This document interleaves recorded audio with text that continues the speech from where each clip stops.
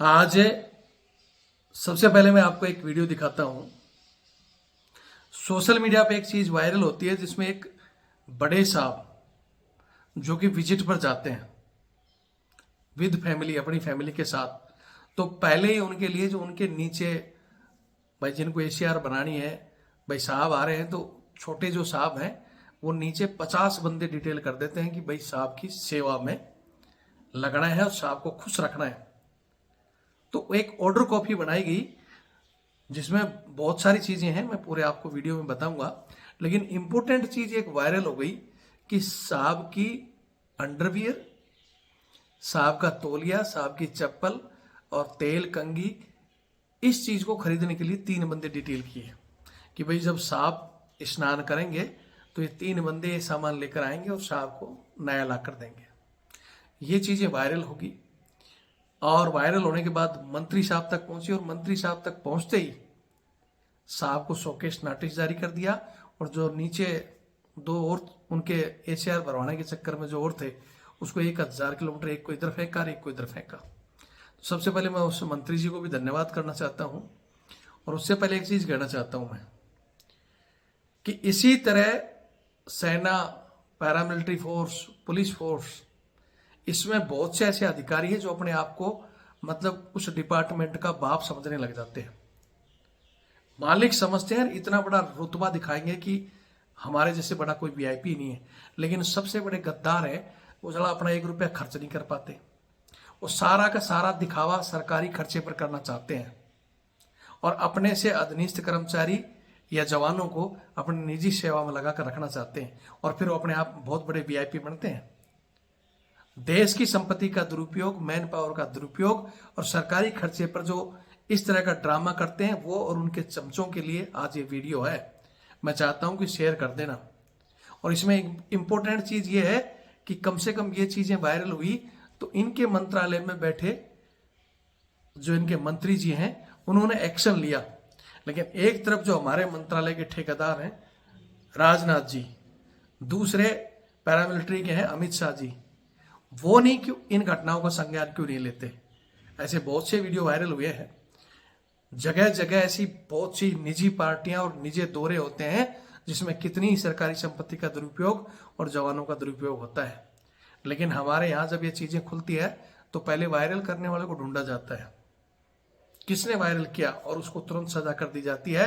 और ऊपर से जवाब आएगा, नहीं नहीं ये सिक्योरिटी पर्पज से है और कॉन्फिडेंशियल चीज तुमने लीक कर दी, घंटा लीक कर दी। तुम्हारे भ्रष्टाचार को उजागर करने वाला, इन चीजों को बाहर लाने वालों को तुम क्या कहेंगे? ज्यादातर जो ये चमचे और ये अधिकारी है ना, क्या कहेंगे? यार रविंद्र फुजीशी थाली में खाकर इसी में छेद कर रहा है। अरे आराम खोरो, मैं जिस थाली में खा आया हूं मैं चाहता हूं कि वो मेरी थाली साफ रहे। ठीक है, मैं उस थाली को और उस डिपार्टमेंट को साफ रखने का कार्य कर रहा हूं। थाली में खाने का काम तो तुम कर रहे हो, सरकारी फंड को गबन तुम करते हो। वो डिपार्टमेंट साला जिस अच्छी तरक्की से ऊपर जाना चाहिए तुम तो उसके जड़े काट रहे हो, छेद तो तुम कर रहे हो। ऐसे गिद्ध की तरह नजर रहती है सरकारी फंड पर। यह तो हमारे देश का दुर्भाग्य है कि इस पर मीडिया का असर नहीं है। बोलने नहीं दिया जाता जवान को, अगर बोलता है तो उसी को सजा दी जाती है। नहीं तो कितने ही घोटाले, इनके बच्चे की पार्टी, कोई फैमिली के बर्थडे की पार्टी, खुद का बर्थडे, यहां तक के रिश्तेदारों की शादियों में भी जवानों को वेटर भेजा गया है। लेकिन इस चीज की आवाज कौन उठाए? मैं फिर कह रहा हूं कि सोशल मीडिया की ताकत है और उस ताकत में इनके मंत्री जी ने इस चीज पर संज्ञान लिया और इनको शोकेस नोटिस थमा दिया। लेकिन हमारे यहां ये चीजें संसद में संजय सिंह उठा चुके, लेकिन उसके बाद में रक्षा मंत्री जी के मुंह से कुछ निकल रहा नहीं। क्यों भाई? अरे रक्षा मंत्री जी, रघुकुल रीत सदा चली आई, प्राण जाए पर वचन न जाई। मैंने एक दिन पहले भी कहा था कि इसी रक्षा मंत्री ने, राजनाथ जी ने, पेंडिंग भर्ती पर बच्चों को यह कहा था कि तुम्हारी भर्ती होगी होगी, लेकिन बाद में मुकर गए। एक राजपूत जिसके लिए अपनी जबान सबसे बड़ी होती है, पद को ठोकर मार देना चाहिए था, लेकिन इनको पद प्यारा था और वो बच्चों को दी हुई जबान भूल गए। याद है कि नहीं राजनाथ जी? चलो छोड़ो, वो गया जो गया।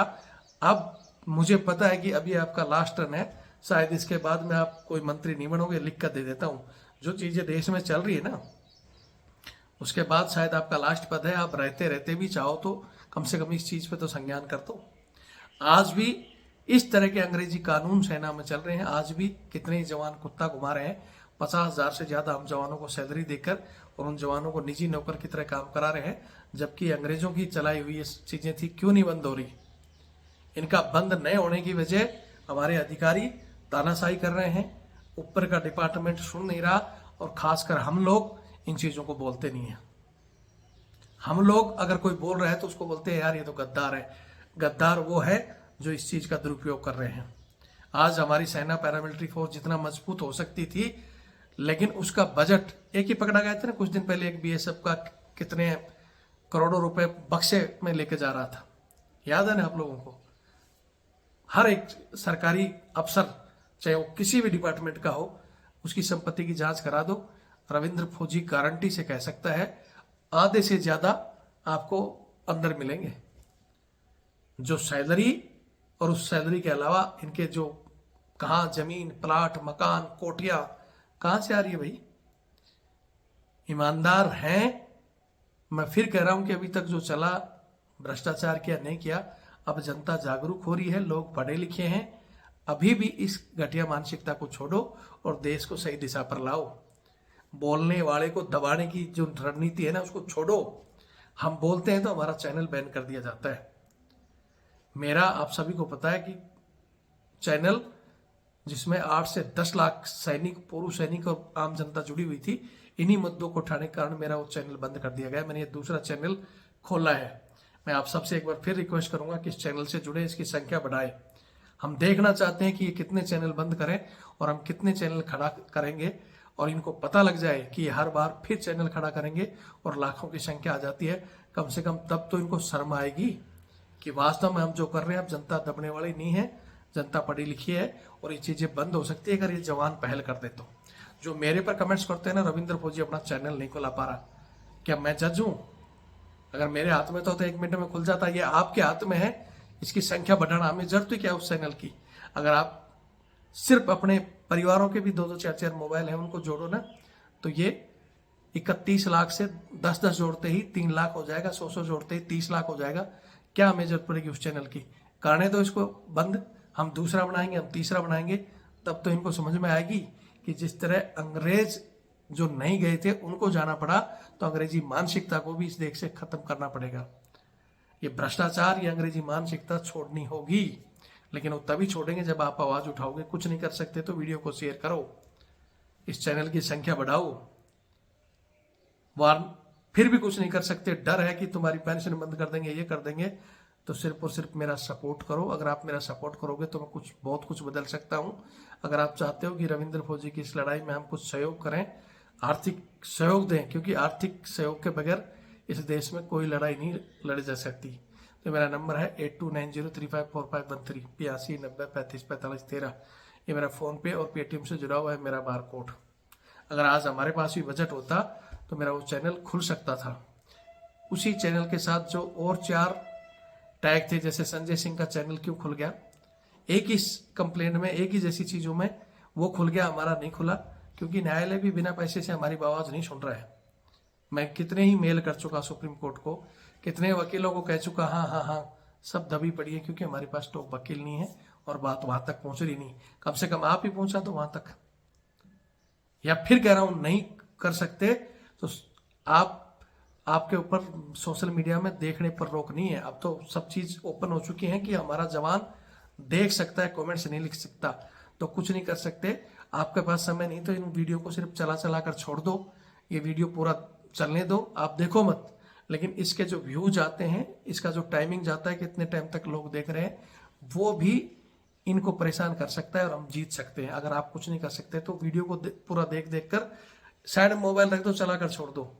वो जब तक पूरा चलेगा उसमें हमारे पास बजट भी आ जाएगा और उसमें इनके पास व्यू भी जाएंगे और इनके पास टाइमिंग भी जाएगा, कितने लोग देख रहे हैं, तो ये अपने आप सुधरेंगे। अगर वास्तव में आप उस थाली को साफ रखना चाहते हो तो, या फिर आप भी उनकी तरह उसी थाली में छेद करने का काम कर रहे हो, अन्याय को करना, अन्याय होते हुए देखकर चुप रहना भी उस थाली में छेद करना है। लेकिन हमारा खून हमें इजाजत देता है गलत के लिए बोलने के लिए, और हम बोलेंगे। बाकी वीडियो देखकर शेयर जरूर करें। जय हिंद, जय भारत, वंदे मातरम। जय हिंद, जय भारत, वंदे मातरम। मैं रविंद्र फौजी। साथियों, इस वीडियो के माध्यम से आज मैं हमारे से जुड़े हुए साथी, चाहे वो सेना के जवान हैं, पैरामिलिट्री के जवान हैं या किसी भी फोर्स के जवान हैं और रिटायर्ड जवान हैं, उन सबसे कहना चाहता हूं कि सोशल मीडिया की ताकत बहुत बड़ी है, लेकिन आप इस ताकत को पहचानते नहीं। आपने कल का ही एक मामला देखा होगा कि सोशल मीडिया में एक अधिकारी के विजिट का जो प्रोग्राम था वो वायरल हो गया और उसमें एक खास पॉइंट कि अधिकारी जी विजिट करने जा रहे थे तो उनकी चड्डी खरीदने के लिए 3 आदमी डिटेल थे। उनके लिए चड्डी, चप्पल, तेल, इस तरह के आइटम खरीदने के लिए 3 आदमी डिटेल किए गए और वो चीजें वायरल हो गई। और वो वायरल होते ही अधिकारी का एक तो विजिट कैंसिल हो गया, दूसरे उस अधिकारी से नीचे जो और 2 अधिकारी थे जो मौज कर रहे थे अपने आराम से, उनका उठाकर तुरंत आनन फानन में पोस्टिंग कर दिया गया। एक को 1000 किलोमीटर दूर भेजा गया, दूसरे को इस साइड में 1000 किलोमीटर दूर भेजा गया। ये सब सोशल मीडिया की ताकत है। लेकिन सबसे पहले तो जिन लोगों ने इस पोस्ट को वायरल किया उनको मैं धन्यवाद देना चाहता हूं। दूसरा, हमारे संचार मंत्री ज्योतिराय सिंधिया जी, जिन्होंने इस पोस्ट को तुरंत आनन फानन में संज्ञान में लिया और उन अधिकारियों पर कार्रवाई की। मैं सैल्यूट करता हूं उनको। जय हिंद। हालांकि एक चीज मैं जरूर कहना चाहूंगा यहां कि एक तरफ ज्योतिराय सिंधिया जी जो राजपूत खानदान से बिलोंग करते हैं और उन्होंने देखा कि कोई अधिकारी दुरुपयोग कर रहा है, बर्बादी कर रहा है पैसे की और अपने से अधीनस्थ कर्मचारियों का शोषण कर रहा है, और उन्होंने इस पे संज्ञान लिया। लेकिन दूसरी तरफ हमारे एक और राजपूत महाशय जो इस समय रक्षा मंत्री हैं, और सोशल मीडिया में ये तो आपने अभी मामला मैं बताऊंगा, इसमें तो सिर्फ अधिकारी की चड्डी और चप्पल और ये खरीद के लेके आए थे। लेकिन दूसरी तरफ हमने ऐसी ऐसी चिट्ठियां राजनाथ जी को लिखी, यहां तक कि संसद में भी एक तीसरा और राजपूत, जिसने संजय सिंह ने संसद में भी आवाज उठाई कि भाई जो हमारे जवान हैं उनसे सेवादारी कराई जाती है, ट्रे घुमाया जाता है। यहां तक कि मैंने एक वीडियो डाला था आज से 1.5 साल पहले, मेरे वो जो चैनल मेरा बंद हो चुका है उसके ऊपर, जिसमें एक मेजर साहब ने अपने एक जवान को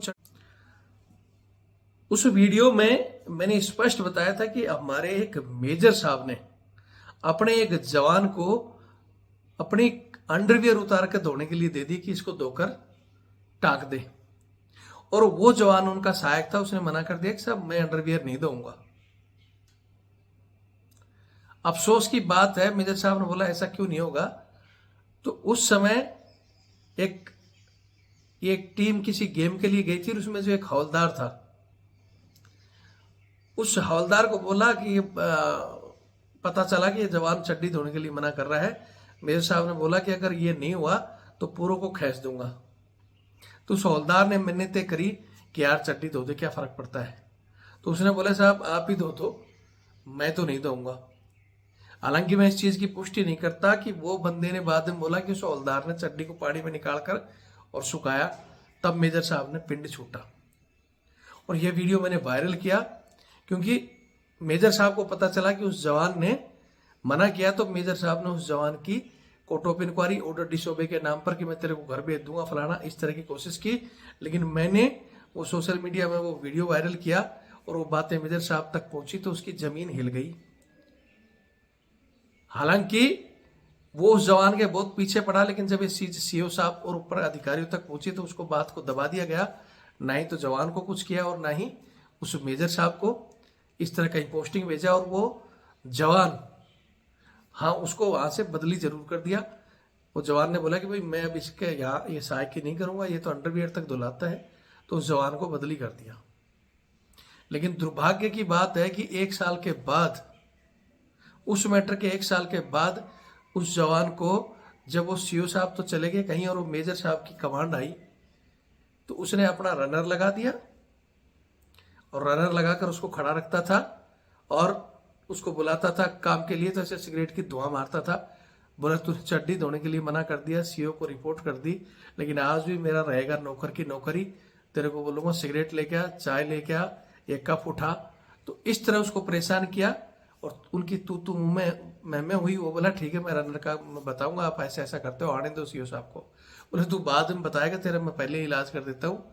उसको थप्पड़ थप्पड़ मारे, उसने हाथ पकड़ लिया तो उसकी कोर्ट ऑफ इंक्वायरी बैठाकर और उस बंदे को घर भेज दिया। उससे मोबाइल वगैरह भी छीन लिए, उसका वीडियो दूसरा मैंने उसको कहा भी था कि मैं बनाऊं इस चीज का, लेकिन उसको ऊपर अधिकारियों ने कहा कि नहीं नहीं कुछ नहीं होगा, अपनी यूनिट की बात है, नॉर्मल इंक्वायरी करके तुम इसको साहब को भी पोस्टिंग भेजेंगे और तुम्हें भी, लेकिन कुछ नहीं होगा। लेकिन साहब तो पोस्टिंग चले गए और उस बंदे को सूखा घर भेज दिया।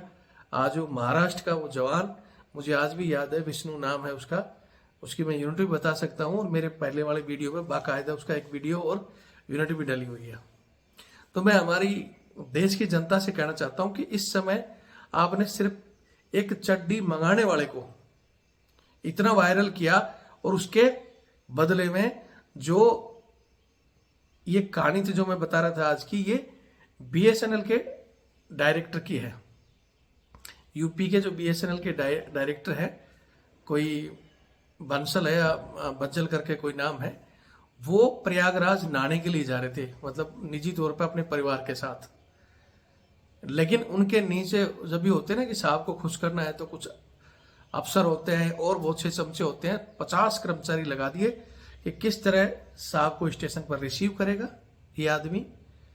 उसके बाद में साहब को होटल में छोड़ेंगे, साहब को नाश्ता चाय पानी कौन कराएगा, फिर साहब नहाने जाएंगे तो वहां साहब का तौलिया कौन लेके आएगा, साहब के लिए नई चप्पल, नई अंडरवियर, चिप्स, सारी चीजें, इसके लिए अलग अलग करके 50 कर्मचारी डिटेल करके एक ऑर्डर, मतलब सोशल मीडिया में बीएसएनएल का एक ऑर्डर, जिसमें नीचे जिस अधिकारी के साइन थे जिसने ये ऑर्डर दिए थे, उन दोनों को ही, हालांकि वो पोस्ट ज्योतिराय सिंधिया जी तक पहुंची और ज्योतिराय सिंधिया जी ने उस पर संज्ञान लेते हुए कि ये एक तरह का दुरुपयोग है कर्मचारियों से इस तरह चड्डी चप्पल और ये मंगाना और 50 कर्मचारी अपने विजिट में लगाना और उसका सारा का सारा खर्चा बीएसएनएल को बहन करना, जो कि पहले ही बीएसएनएल घाटे में चल रहा है ऐसे ही अधिकारियों की वजह से। ठीक है, तो तुरंत लेकिन उन्होंने उन दोनों को, जो जिसने ऑर्डर बनाया था, जिसने साइन किया था, उनको तो पोस्टिंग भेज दिया और इन महाशय को 7 दिन का एक शोकॉज नोटिस दिया गया है कि आप 7 दिन में जवाब दें कि आपने अपने विजिट के लिए, क्योंकि उस श्रीमान जी ने ही नीचे कहा था कि मैं ऐसे ऐसे विजिट पे जाऊंगा तो खास तैयारी होनी चाहिए। लेकिन ये चीज तो उजागर हो गई। लेकिन हमारे राजनाथ जी से मैं आज पूछना चाहता हूं, मैं चाहता हूं कि वीडियो राजनाथ जी तक जरूर जाए। आप भी एक राजपूत खानदान से हैं, इस समय भारत के रक्षा मंत्री, लेकिन वही तीसरा राजपूत संजय सिंह ने सवाल उठाया कि आज भी हमारे जवान क्यों अधिकारियों के कुत्ते घुमा रहे हैं, क्यों उनके आगे ट्रे घुमा रहे हैं, मतलब जिन जवानों को देश सेवा करनी चाहिए वो इनकी निजी सेवा में क्यों लगे हैं। आपको मैंने खुद कई बार लिख लिख कर ये चीजें वीडियो के जरिए भेजी हैं कि कितना ही चीजों का दुरुपयोग सेना, पैरामिलिट्री फोर्स, पुलिस फोर्स के बड़े अधिकारी करते हैं अपने जवानों को निजी बंगलों में रखकर एज ए सिविल सर्वेंट के तौर पर। बूट पुलिस, कुत्ता घुमाना, बच्चों की सेवा, बच्चों को लाना ले जाना, रसोई में काम करना, इस तरह के मैन पावर का मिसयूज करते हैं। जिन जवानों को हम 50,000 से अबव सैलरी देते हैं देश के टैक्स से, जिन जवानों को देश सेवा करनी चाहिए वो जवान इनके बंगलों में निजी सेवा कर रहे हैं। क्यों नहीं राजनाथ जी इस पे लेते, क्यों नहीं संजय सिंह ने जो सवाल पैदा किया था उसका जवाब देते। महाशय बोलते ना कि इतिहास गवाह है कि रघुकुल रीत सदा चली आई, प्राण जाए पर वचन न जाई। लेकिन आपने तो पेंडिंग भर्ती पे भी बच्चों को कि आपकी भर्तियां होंगी इस तरह का वादा करके और आप मुकर गए। ना ही तो उनकी भर्तियां हुई, आज तक वो बच्चे अभी भी सड़कों पर बेचारे। हमारे पास कई बार मैसेज करते हैं, सर क्या पेंडिंग भर्तियों का कोई आस है। आप सभी को पता है कोरोना के समय में जो भर्तियां कैंसिल की गई थी, अग्निवीर जो योजना आई उस समय, राजनाथ जी का वीडियो है, कहा था इन्होंने कि हाँ चिंता मत करो भर्तियां होंगी। अगर आप वास्तव में आपके अंदर, मैं क्या कहूंगा यहाँ, अगर ये होता ना तो आप इस पद को ठोकर मार देते, लेकिन अपनी जबान को नहीं।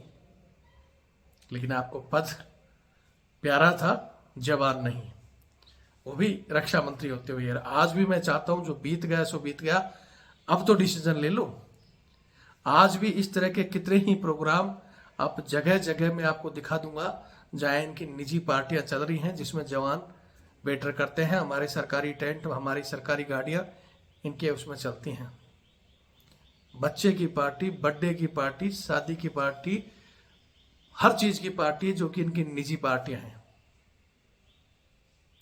मैं फिर कह रहा हूं, अच्छे अधिकारी हैं या तो वो संज्ञान लें। चंद पैसा बचाने के लिए आज उन जवानों का निजी नौकर की तरह उपयोग करना, ये कोई भी किसी भी एंगल से आप कहते हो ना कि ये रुतबा है, ये रुतबा नहीं है, घटियापंथी है। और ये घटियापंथी अंग्रेजों ने शुरू की थी। जब अंग्रेज हिंदुस्तान में थे उस समय अफसर उनके होते थे, जवान हमारे होते थे। उस समय जवानों से इस तरह का दुरुपयोग कराया जाता था। वो भी ब्रिटिश का जवान नहीं, हमारे हिंदुस्तानी जवान बूट पुलिस कुत्ता घुमाने में इस तरह लगाए जाते थे। क्यों? क्योंकि वो हमारे देश को गुलाम समझते थे। आज वो लोग यहाँ से जा चुके हैं। आज ब्रिटिश में, यूएस में, रशियन आर्मी में, अमेरिका, चाइना, इस तरह बड़ी बड़ी जितनी भी, फ्रांस, जितनी भी सेनाएं हैं, कहीं भी ये अर्दली सिस्टम नहीं है सिवाय हमारे यहाँ। हमारे यहाँ है, या शायद पड़ोसी मुल्क पाकिस्तान, श्रीलंका, बांग्लादेश, ये 2-3 जो लास्ट में आज़ाद हुए ना अंग्रेजों के, उनमें यहाँ आज भी चल रहा है। ये बीएसएनएल का मामला था, उजागर हो गया और मंत्री जी ने संज्ञान ले लिया। हमारे यहाँ तो अगर ये ऐसा होता तो सबसे पहले तो बोलो वायरल किसने किया है उसको ढूंढो, ठीक है। उसके बाद मंत्री जी चुप साइलेंट हो जाते हैं कि हमें नहीं पता, ये अधिकारियों का मसला है और फौज का मसला है, हम इसमें कुछ नहीं कर सकते। इस तरह की बातें कह कह के कि ये सिक्योरिटी पर्पज है, फौज का मसला है, इस पे हम जवान नहीं खोलेंगे, इस तरह कह कह के फौज का बहुत सारे घोटाले जो कि निजी स्वार्थ के लिए किए गए हैं उनको दबाया गया है। मैं लगातार बहुत से मैंने इस तरह के घोटाले उजागर किए। बहुत से ऐसे अधिकारी जो जवान को तानाशाही करके कभी उसको गाली गलौज कर रहे हैं, कभी थप्पड़ मार रहे हैं, कभी किसी का 10 नंबर फॉर्म भर रहे हैं। मैंने बहुत सी चीजें उजागर की। क्यों नहीं इन पर संज्ञान होता? सरकार तक, रक्षा मंत्री जी तक, मैं उनके पीए तक मैंने कितनी बार ये चीजें पहुंचाई। पीएमओ को मैंने मेल की, हमारे देश के सुप्रीम कोर्ट तक गया, लेकिन कोर्ट का क्या कहना। मैंने जैसे एक दिन, कल परसों, एक जज साहब, हालांकि वो सेना से रिटायर होकर जज बने थे, बोलते तुम करोगे क्या, तुम्हारी औकात क्या है? हर जगह यही होता है। तो वो तो मुझे भी पता है कि सिविल में भी जो डिपार्टमेंट, जैसे बीएसएनएल का डिपार्टमेंट का उजागर हो गया, सिविल में भी जितनी भी सरकारी कंपनियां, उसमें सब जगह चमचागिरी चल रही है। लेकिन वो काम खत्म उनका करना है, हमारा काम हमारे डिपार्टमेंट का है। तो बोलता है कि नहीं ये तो चलेगा, बंद नहीं हो सकता। हमारे यहाँ भी वो रिटायर्ड जज थे, तो मैं चाहता हूँ कि जुडिशली भी इसमें बोले कि हमारे यहाँ भी 4th क्लास के कर्मचारी हमारे घरों में बर्तन मांजते हैं। और मैं बोला फिर जवान और वो बराबरी है क्या 4th क्लास के? बोलता है कि हाँ बराबरी है, तुम तो उनसे भी कमजोर हो। वो पढ़े लिखे थे, तुम तो पढ़े लिखे भी नहीं हो। एयरफोर्स में नहीं होता तो बोला एयरफोर्स में तो जवान गाड़ी गुड़ी साफ करते। इस तरह की उनकी रिकॉर्डिंग है। तो मैं, जब मेरा वो चैनल खुल जाएगा तो मैं जरूर उनकी वो रिकॉर्डिंग डालूंगा कि ऐसे महासेवी जो सेना से आकर बोलते हैं मैंने भी सेना में वो 8-9 साल सर्विस की है। मैंने बोला साहब मैं तो आपसे डबल करके आया हूँ, आप आकर ठीक है जज बन गए, लेकिन मानसिकता नहीं बदली आपकी। एक सैनिक होकर मैं अपनी संस्था को सुधारने का काम कर रहा हूँ। संस्था के अंदर बुराइयों को उजागर करना, उसकी बदनामी नहीं होता, उनको सुधारना है। हमेशा अच्छी सरकार या अच्छी अपनी चीजों को, अगर आप उसको गलतियों को उनको बताओगे और गलतियां सुधरेंगी तो वो लंबे समय तक चलती है। वरना चाहे तो कोई भी सरकार हो, चाहे कोई राजतंत्र हो, चुगलखोरों की वजह से और चमचों की वजह से ही वो डूबता है हमेशा। राजाओं के जो राज गए, जो सरकारें, जैसे कांग्रेस सरकार कितनी मजबूती चलेगी, उसका कारण सिर्फ और सिर्फ चमचे और चापलूसों की सुनना और जो सच्चाई बोलते थे उनको दबा कर रखना। वही हाल अब धीरे धीरे हमारी बीजेपी गवर्नमेंट में भी हो रहा है। आवाज उठाने वाले के चैनल बंद कर दिए जाते हैं। हालांकि मेरे साथ में संजय सिंह का और कई चैनल बंद हुए, मेरा भी उसी में टैग था सुप्रीम कोर्ट में, उन सबके खुल चुके हैं, खाली मेरा हमारी यहाँ टेंटेटिव डेट आती है, जो कि सुप्रीम कोर्ट हमारे बोलते हैं कि सबके लिए समान है, तो फिर हमारा एक ही केस में टैग होकर हमारा चैनल क्यों नहीं खुल रहा? क्योंकि कमजोर को न्याय नहीं, कमजोर के लिए एक सोशल मीडिया ही बहुत बड़ी ताकत है। अगर आप इस ताकत को पहचानोगे तो हमें बहुत कुछ न्याय मिल सकता है और बहुत कुछ भ्रष्टाचार उजागर हो सकता है। हमारे सेना में जवानों को कहना चाहता हूँ कि आपको ये तो दे दिया है कि ठीक है भैया आप इसको देखो, जो बैन था ना पहले सोशल मीडिया, उसमें छूट दे दिया है कि भाई ट्विटर पर इन पे जवान देख सकता है लेकिन लिख नहीं सकता। तो जवानों को लगता है कि हम लिख ही नहीं सकते तो देखकर क्या फायदा। आप जो चीजें देखते हो और जो व्यूज आता है वो सब में समझ में आता है कि लाखों लोगों के पास गया, इसका मतलब ये वायरल हुआ है और फिर उस पर संज्ञान जरूर होता है। तो आपके पास अगर समय नहीं है, लिख नहीं सकते हो, तो इन वीडियो को चलाकर छोड़ दो, पूरा देखकर वो व्यू और जो समय जाता है ना, वो एजेंसियां बताती है इतने लोगों ने इतने समय तक देखा है और वायरल होते हैं, उस पर काम जरूर होता है। आपके ऊपर देखने में पाबंदी नहीं है। जो लोग रिटायर हो चुके हैं या रिटायर होते हैं उनका काम है लिखना। कमेंट्स कर सकते हो, बोल भी सकते हो कि हाँ ये कमियां है, इनको सुधारो। और ये हमारा फर्ज भी बनता है। हम जिसकी बोलते हैं ना कि हमारे को जो लोग कहते हैं कि जिस थाली में खाया उसमें छेद किया, नहीं, हम जिस थाली में खाए हम चाह रहे हैं वो साफ सुथरी रहे। छेद तो वो कर रहे हैं जो बुराई देखकर चुप हैं या जो बुराई कर रहे हैं। अब ये फैसला आपको करना है, आप कमेंट्स करें कि सही क्या है और गलत क्या है। मैं फिर कह रहा हूँ, अभी मेरे पास हाल ही में बहुत से मामले आ रहे हैं जिनको मैं लगातार आपके सामने रख रहा हूँ। हम थोड़ा सा कमजोर जरूर हुए हैं, उसका कारण था कि हमारा वो चैनल बैन हो गया। अब इस पर लोगों का डर की वजह से कि क्यों नहीं पहुंच पा रहे हैं, पाबंदियां है। तो मैंने एक दिन पहले भी कहा था कि हर आदमी के पास 4 मोबाइल है। आप 31,000 की संख्या चाहो तो एक दिन में सिर्फ अगर 5-5, 10-10 लोगों के भी, आपके खुद के परिवारों के 4 मोबाइल है तो 4 गुना हो जाएगी। 10-10 जोड़ोगे तो 3 लाख, और अगर 100 जोड़ोगे तो हर आदमी संघर्ष करेगा तो फिर हम 30 लाख होंगे। हमारे को उस चैनल की जरूरत नहीं, इनको इस चैनल पर बंद करने की कार्रवाई करनी पड़ेगी।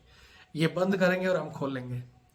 जब 1, 2, 4, 5 बार इनको समझ में आ जाएगा ना कि हाँ वास्तव में आप भारत बदल रहा है, लोग पढ़े लिखे हैं, जवान पढ़े लिखे हैं, अब हम इनसे गुलामी नहीं करा सकते, तो गुलामी बंद होगी। रविंद्र सर आप करो, कुछ नहीं होगा, इस तरह की बातें करके गुलामी खत्म नहीं होगी। हमारे अंदर जो हमारा खून है वो हमें इजाजत देता है अन्याय के खिलाफ बोलने की। बोलते हैं ना, वीर एक बार मरता है और कायर 100 बार मरते हैं, तो हम कायर नहीं है। जो गलत है उसको गलत बोलेंगे और जब तक सांस है बोलते रहेंगे। इनको जो करना है ये करो, भगवान देख रहा है। अगर हम सही हैं तो वो हमारे लिए सही है, गलत है अगर देश का कहीं कुछ दिक्कत आती है तो हमें किसी भी उसमें ओपन में फांसी दे दो, हंसते हंसते जाएंगे। लेकिन अन्याय, अत्याचार और भ्रष्टाचार के खिलाफ 100% बोलेंगे। आपको भी लगता है तो चैनल से जुड़े, वीडियो शेयर करें, और कि किसी की कोई समस्या आती है तो मेरे नंबर तक जरूर भेजें। जय हिंद, जय भारत, वंदे मातरम।